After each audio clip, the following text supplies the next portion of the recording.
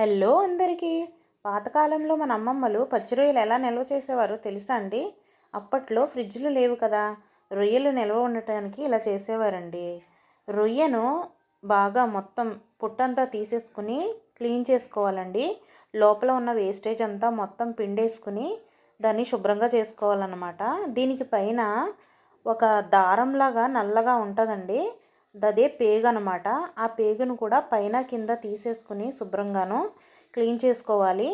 ఇవి KG రొయ్యలండి. KG రొయ్యలకి తొక్కలని తీసేస్తే అర కేజీ రొయ్యలు అవుతాయండి. దీంట్లో ముందుగా వాటర్ పోసేసుకుని శుభ్రంగా క్లీన్ చేసుకోవాలండి.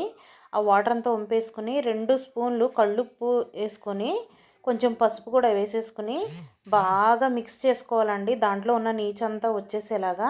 దాంట్లో ఏమైనా వేస్టేజ్ మిగిలిపోతే అది కూడా వచ్చేస్తుంది అనమాట. ఇప్పుడు వాటర్ పోసేసుకుని తెల్ల నీళ్ళు వచ్చే వరకు, అంటే మనకి చూడండి ఆ పసుపు వాటరు ఆ నీచు వాటర్ అంతా పోయేలాగా తెల్ల నీళ్ళు వచ్చి ఇలాగ శుభ్రంగా వచ్చే వరకు కూడా క్లీన్ చేసేసుకుని రొయ్యలు తీసుకుని పక్కన పెట్టుకోవాలండి.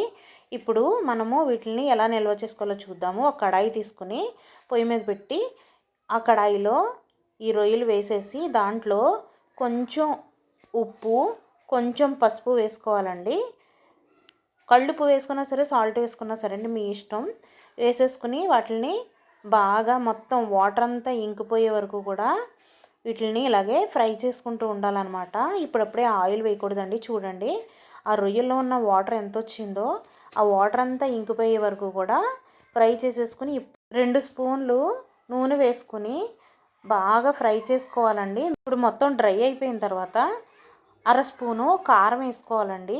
కారం వేసుకుని బాగా ఫ్రై చేసుకోవాలి. ఇప్పుడు స్టవ్ ఆఫ్ చేసేసుకుని దీన్ని చల్లారనివ్వాలండి. బాగా చల్లారిన తర్వాత తడి లేని కంటైనర్లో కానీ ఒక గాజు బాటిల్లో కానీ స్టోర్ చేసుకోండి. ఇవి ఫ్రిడ్జ్లో అయితే 3 నెలల వరకు నిల్వ ఉంటాయండి.